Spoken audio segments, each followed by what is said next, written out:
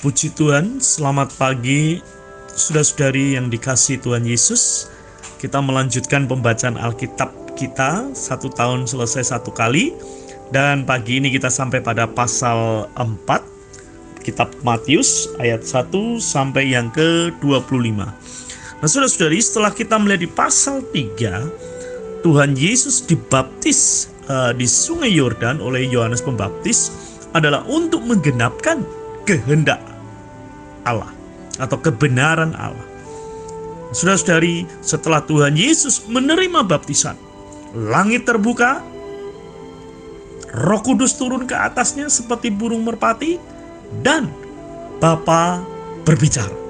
Saudara-saudari, ini adalah satu pengalaman rohani bagi kita ketika kita menjadi orang yang menerima apa yang Tuhan atur, Tuhan kehendaki, maka langit akan terbuka kepada kita.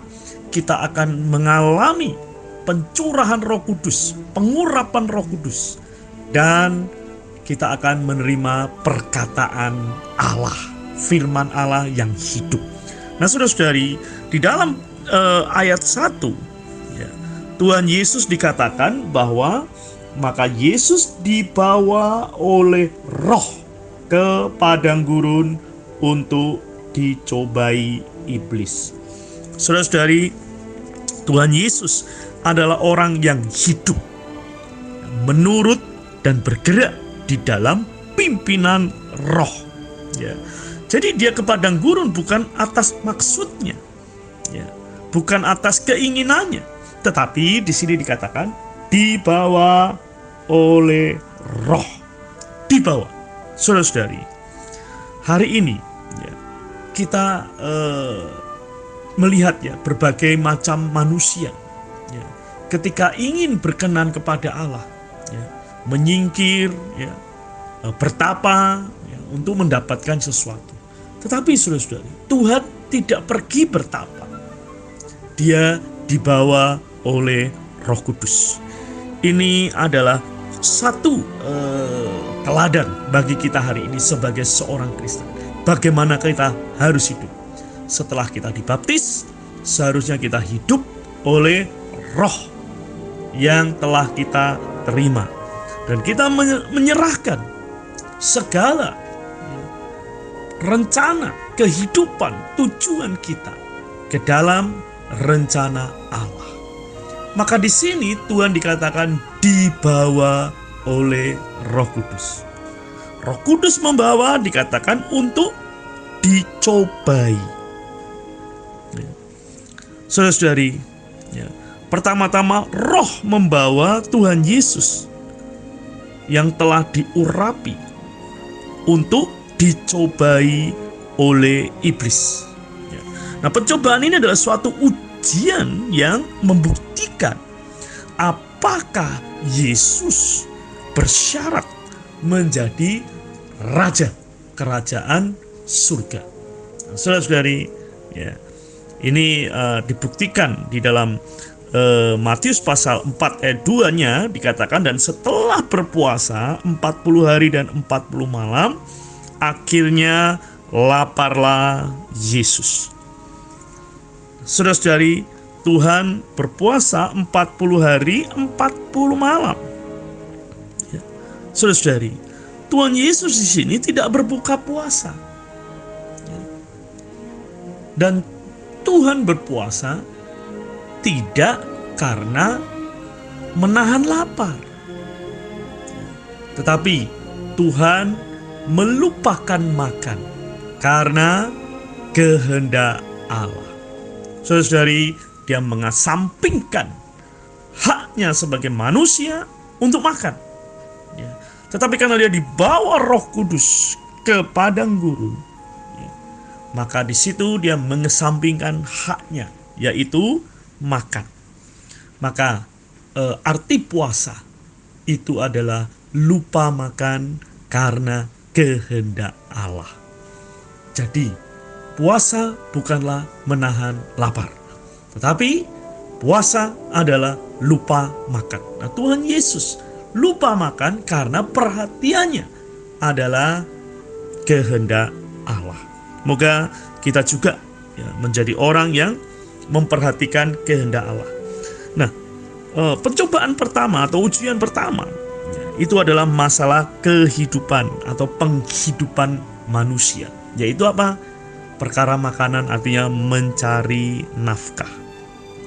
Saudara-saudari,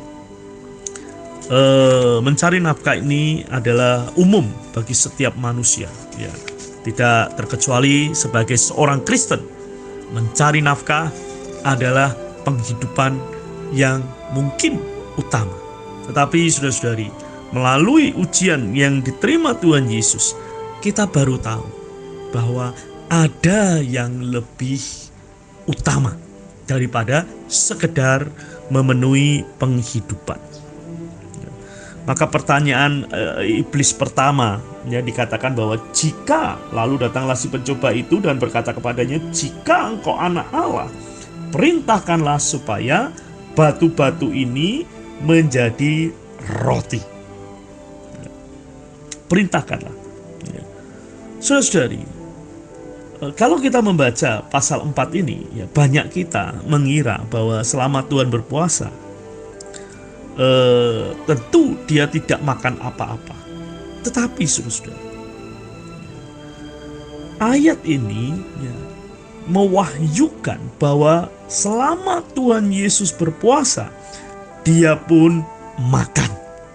Ya, dia pun makan. Seperti yang dikatakan di ayat 4. Tetapi Yesus menjawab, ada tertulis, manusia hidup bukan dari roti saja, tetapi dari setiap firman yang keluar dari mulut Allah.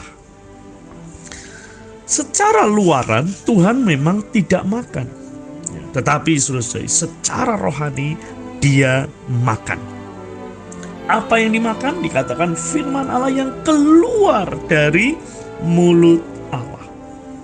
Nah, saudara-saudari, dari sini kita perlu belajar, ya, bahwa hidup manusia tidak hanya dari roti saja. Karena itu, ketika Tuhan berkata bahwa hidup manusia juga perlu firman Allah yang keluar dari mulut Allah. Artinya saudara-saudari, ketika Tuhan makan banyak firman Allah, itu memelihara rohnya. Maka kita pun hari ini perlu makan firman lebih banyak, karena akan memelihara roh kita. Makan roti akan memelihara tubuh kita, tetapi makan firman Allah akan memelihara roh kita, ya, yang kemudian juga jiwa kita, ya. Maka saudara-saudari, dalam penempuan kehidupan Kristen kita di sini tidak perlu apa yang kita makan, apa yang kita minum dengan khawatir. Tetapi saudara-saudari, kita perlu, ya, lebih utama, ya, supaya kita memiliki firman Allah, ya, dan kita akan kuat di dalam roh kita. Ya. Dan kita melihat di sini saudara-saudari, ketika Tuhan mengatakan ada tertulis, ketika iblis mau mencobai Tuhan dengan menyebut jika engkau anak Allah, ya memang Yesus anak Allah, tetapi di jawaban Tuhan adalah ada tertulis manusia. Ketika dia dikembalikan kepada kedudukannya yang semula sebagai anak Allah oleh iblis, itu adalah suatu pencobaan, suatu godaan, suatu ujian. Tetapi ketika Tuhan menjawab manusia, ini menunjukkan dia di dalam posisi manusia. Saudara-saudari, di dalam posisi sebagai manusia, dia mengalahkan iblis. Di posisi dia sebagai Allah, itu adalah untuk menyelamatkan kita manusia. Haleluya. Saudara-saudari, ujian ini sungguh berarti bagi kita, ya. Moga kita melihat, ya, bahwa Tuhan tetap mengambil kedudukannya sebagai anak manusia. Nah, di dalam Matius 4 ayat 4, kata firman di sini yang keluar dari mulut Allah ini adalah rema. Saudari, ini bukan firman logos. Ya. Kita harus tahu perbedaan antara firman logos dalam bahasa Yunaninya dan firman yang rema. Ya. Firman yang logos ini mengacu kepada firman yang tetap atau konstan atau yang tertulis, ya, kalau kita hari ini di dalam Alkitab kita. Nah, firman yang rema seperti dalam Matius 4 ayat 4 ini mengacu kepada firman yang seketika atau instan. Nah, karena itu saudara-saudari, ya, di dalam pencobaan ini, ya, ketika iblis mencobai ini, semua firman yang dikutip oleh Tuhan itu adalah logos, yaitu firman yang tetap dalam Alkitab. Ya, sama seperti Matius 4 ayat 4 ini. Ini tertulis di dalam Ulangan 8 ayat 3. Ya. Jadi ada tertulis bahwa Tuhan mengutip sesuatu yang tertulis. Tetapi saudara-saudari, ya, ketika dia mengutip firman itu menjadi rema, ya, yaitu firman yang seketika yang diterapkan di dalam kondisinya atau keadaannya atau situasi sekelilingnya. Nah, ketika kita mengatakan bahwa Alkitab adalah firman Allah, ini adalah firman logos, bukan rema. Nah, untuk membedakan logos dan rema, ya, kita bisa melihat, ya, sebuah ilustrasi, ya, saudara-saudari. Ada seorang ibu, ya, yang memiliki anak yang mendengar kabar bahwa anaknya kecelakaan, ya, dan keadaannya sangat gawat, ya, karena ibu ini orang Kristen, maka, ya, dia membuka Alkitab. Lalu dia menemukan satu ayat, ya, yang tertulis di dalam Alkitab. Penyakit ini tidak akan membawa kematian. Ya. Nah, karena ayat ini, ya, ibu ini merasa damai, ya, sejahtera, dan kemudian pergi ke tempat kejadian atau ke rumah sakit. Nah, tapi ketika tiba di rumah sakit, dia menemukan bahwa anaknya sudah meninggal, tidak tertolong. Nah, begitu ia menyadari anaknya telah meninggal, ya, damai sejahteranya lenyap. Nah, pertanyaannya, saudara-saudara, apakah ayat yang tercatat di dalam apa yang dikutip ibu tadi ini bukan firman Allah? Ya, itu adalah firman Allah, tetapi itu adalah logos, bukan rema. Ya.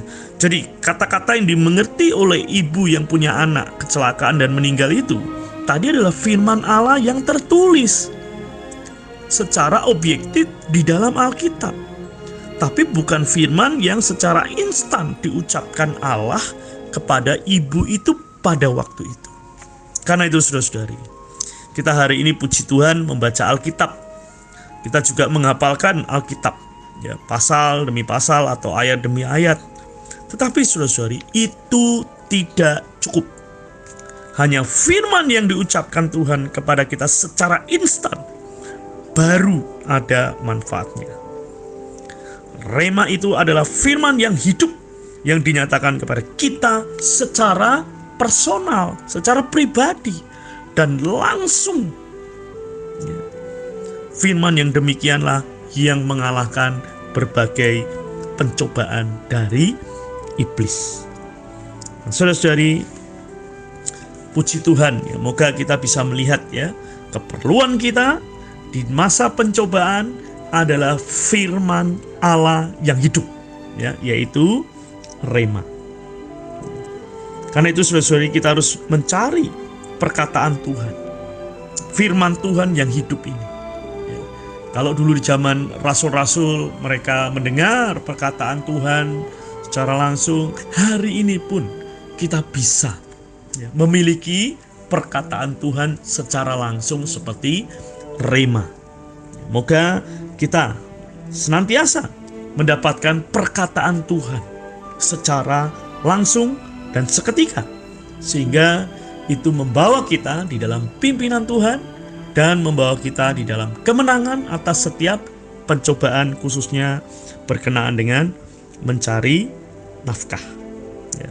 Puji Tuhan, saudara-saudari, rema ini adalah firman yang up to date, ya. Firman yang di dalam roh kita, firman yang diucapkan oleh Roh Kristus di dalam kita, ya, dan tepat waktu yang kita perlukan. Ya. Maka hanya perkataan Allah secara pribadi dan langsung yang memiliki nilai, ya, saudara-saudari. Ketika Allah berbicara kepada kita melalui firman-Nya, pertama, kita diterangi melalui firman-Nya. Kedua, kita dikuduskan. Dan ketiga, kita bertumbuh. Jadi saudara-saudari, kalau kita memelihara diri kita dengan persekutuan dengan Tuhan, maka sepanjang hari pasti kita memiliki rema di batin kita. Ya. Pencobaan yang kedua itu berkenaan dengan agama. Ya, berkenaan dengan agama. Ya. Maka Tuhan ditempatkan, iblis membawanya ke kota suci dan menempatkan dia di bumbungan bait Allah. Ayat 6, jika engkau anak Allah, jatuhkanlah dirimu ke bawah, sebab ada tertulis mengenai engkau, ia memerintahkan malaikat-malaikatnya dan mereka akan menentang engkau di atas tangannya, supaya kakimu jangan terantuk kepada batu. Lalu Tuhan Yesus mengatakan, Yesus berkata kepadanya, ada pula tertulis, janganlah engkau mencobai Tuhan Allahmu. Saudari, kalau di pencobaan pertama fokusnya adalah firman Allah. Kalau di pencobaan kedua, Tuhan fokusnya pada Allah, diri Allah. Ya. Karena dikatakan oleh Tuhan, janganlah engkau mencobai Tuhan Allahmu. Ya. Saudara-saudari, seringkali agama itu menjadi pencobaan bagi kita. Hari ini, apa yang didambakan orang-orang yang dalam tanda kutip beragama?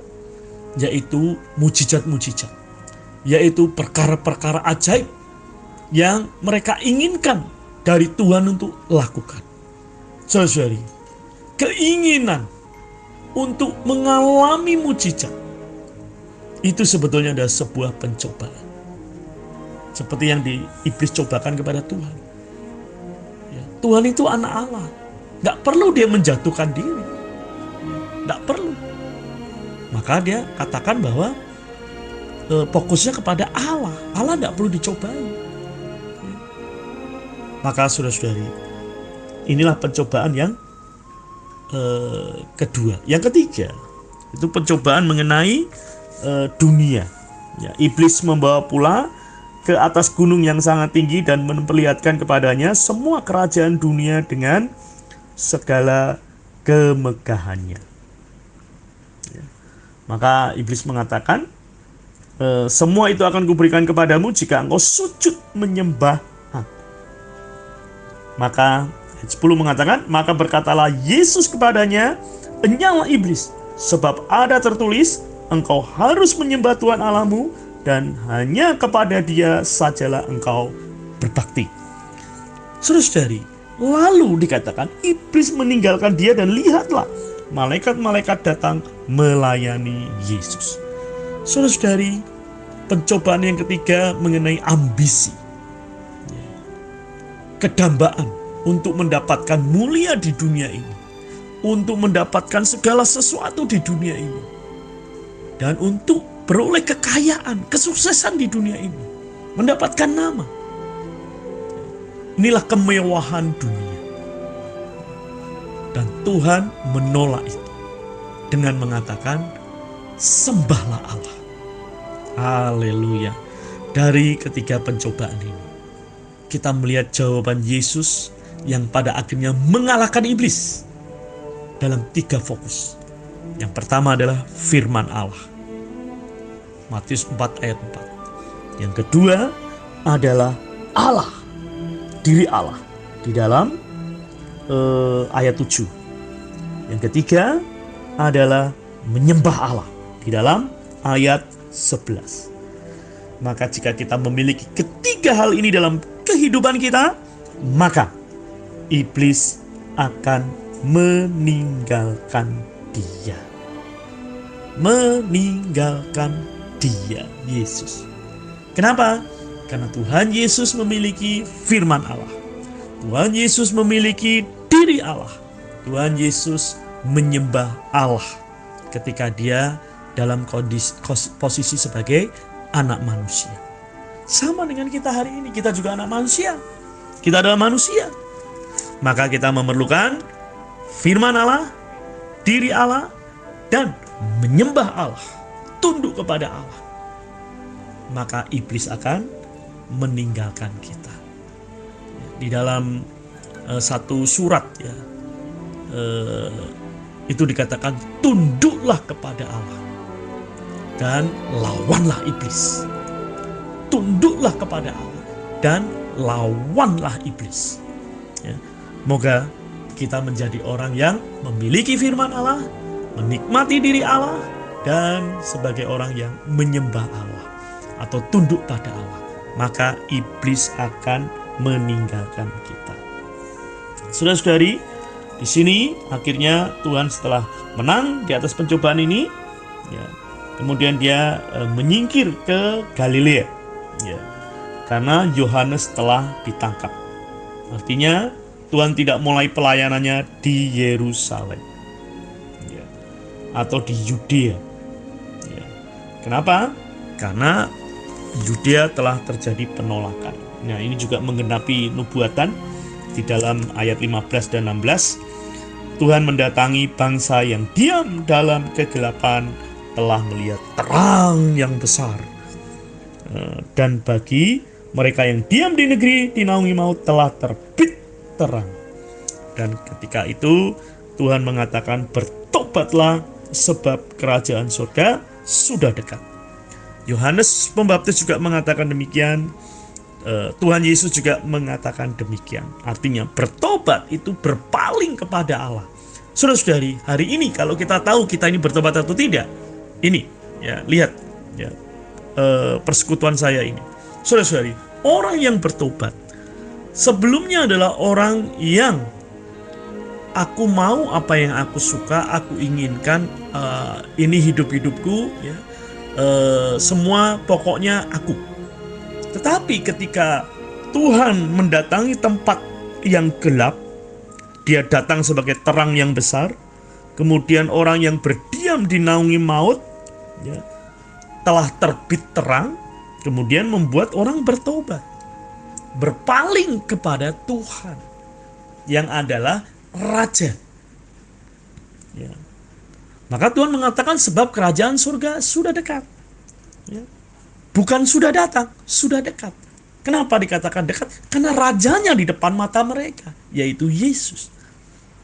Nah, begitu bertobat, berpaling kepada raja ini dan menerima raja ini, maka menjadi kerajaan. Nah, apa yang terjadi kalau seseorang bertobat, menerima raja ini dan menjadi kerajaan?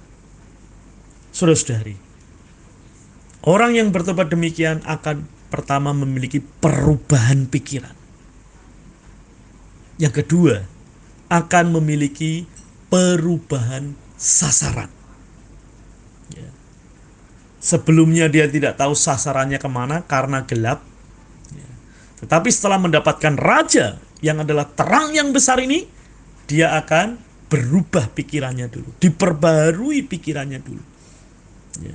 Kemudian dia akan berubah sasaran hidupnya, tujuan hidupnya. Artinya apa? Bagi kerajaan. Saudara-saudari, bagi kerajaan. Karena hidup bagi kerajaan itu artinya adalah hidup bagi sang raja yang memiliki kerajaan. Nah, kerajaan surga ini akan muncul nanti di peristiwa Pentakosta di dalam Kisah Para Rasul pasal 2. Kerajaan akan muncul di sana. Dan apa yang muncul di dalam Kisah Para Rasul pasal 2 adalah gereja. Maka hari ini orang yang bertobat adalah orang yang berpaling kepada raja dan hidup bagi kerajaan. Artinya hidup bagi Kristus dan gereja. Bagaimana hidup hari ini kita? Apakah sudah memiliki permulaan bagi Kristus dan gereja? Atau masih tetap bagi diri kita sendiri? Saudara-saudari, saya sebagai orang yang melayani mengingatkan saudara-saudari bahwa bertobat itu bagi kerajaan. Bertobat bukan sekedar perubahan kelakuan. Banyak orang beragama kelakuannya berubah, saudara-saudari. Tetapi bukan bagi kerajaan. Ternyata banyak orang bertobat pengen masuk surga, supaya kelak tidak masuk neraka. Artinya apa? Ya bagi dirinya sendiri. Tetapi di sini bertobatlah, kerajaan surga sudah dekat. Nah, kerajaan surga itu apa? Ya di dalam peristiwa Pentakosta, ya. Lalu di sana kerajaan surga dimulai. Artinya kehidupan gereja dimulai dengan Petrus berkhotbah, mendapatkan 3.000 orang dibaptis. Itulah permulaan kerajaan surga, yaitu gereja. Nah, gereja yang pertama adalah gereja di Yerusalem. Dan setelah itu Tuhan mengatakan bahwa kamu akan menjadi saksiku di Yerusalem, di Yudea, di Samaria, dan sampai ke ujung bumi. Inilah hidup kita, saudara-saudara. Maka apa yang pertama dilakukan Tuhan ketika sampai di Galilea? Dia memanggil 4 muridnya yang pertama, yaitu Simon yang disebut Petrus, Andreas, ya, dan kemudian 2 orang, yaitu Yakobus anak Zebedeus dan Yohanes, ya. Dan dikatakan apa? Mari ikutlah kamu akan kujadikan penjala manusia. Saudara-saudari, mereka pun meninggalkan jalannya dan mengikuti dia. Saudara-saudari, mereka dijadikan penjala manusia. Menjala ikan itu adalah mati. Ikan itu mati. Kenapa? Untuk kita. Tapi saudara-saudari, menjala manusia itu menjala menangkap hidup-hidup manusia. Karena itu hari ini saudara-saudari, mengapa kita harus menginjil? Karena kita ini adalah penjala manusia. Manusia hidup-hidup. Kita harus dapatkan mereka bagi kerajaan, bagi Tuhan. Maka kita perlu memberitakan Injil. Maka ayat 22 mengatakan, dan mereka meninggalkan perahu dan serta ayahnya lalu mengikuti dia. Mengikuti dia artinya memperhidupkan Tuhan di dalam kehidupan kita sehari-hari. Lalu apa yang dikerjakan Tuhan dan murid-murid? Di dalam ayat 23 ada 4 hal. Yang pertama adalah berkeliling. Saudara-saudari, untuk menjadi penjala manusia, kita harus berkeliling. Berkeliling, saudara-saudari. Ya. Apapun jenis kehidupan kita, entah bekerja, entah full time, ya, melayani Tuhan sepenuh waktu, apapun. Pertama, kita memiliki berkeliling tidak. Yang kedua, ia mengajar. Mengajar. Ya. Apakah kita mengajar orang? Yang ketiga, memberitakan Injil kerajaan Allah. Ya. Apakah kita melakukan pemberitaan ini? Yang keempat, melenyapkan segala penyakit dan kelemahan di antara bangsa itu. Ya. Melenyapkan penyakit dan kelemahan. Saudara-saudari, dosa masuk, penyakit masuk. Nah, ketika Tuhan menanggung penyakit di atas kayu salib, itulah melenyapkan penyakit dan kelemahan. Dialah yang menanggung penyakit kita dan kelemahan kita. Kristus di atas salib. Jadi, saudara-saudari, kita harus melenyapkan penyakit orang dan kelemahan orang melalui memberikan Yesus kepada orang itu. Seperti yang dikatakan di dalam Matius 12. Jika aku mengusir setan dengan kuasa Roh Allah, sesungguhnya kerajaan Allah sudah datang padamu. Melenyapkan penyakit dan kelemahan adalah mengusir iblis sebagai sumber penyakit dan kelemahan. Dan itu adalah pemberitaan Injil. Haleluya. Saudara-saudari, maka tersiarlah berita tentang dia di seluruh Syria. Lalu banyak orang dibawa, ya. Maka orang banyak berbondong-bondong mengikuti dia. Saudara-saudari, orang banyak berbondong-bondong. Nanti di dalam pasal 5 kita bisa melihat siapa orang-orang berbondong-bondong itu. Apakah kita bagian dari orang yang berbondong-bondong itu? Tuhan Yesus memberkati. Moga melalui Matius pasal 4 ini kita diberkati oleh Tuhan, sehingga kehidupan kita adalah kehidupan yang berfokuskan kepada firman Allah, kepada diri Allah, menyembah Allah. Sehingga kita menjadi bagian dari orang-orang yang menjala manusia, berkeliling, mengajar, memberitakan, dan melenyapkan segala penyakit dan kelemahan. Tuhan Yesus menyertai kita. Haleluya. Amin.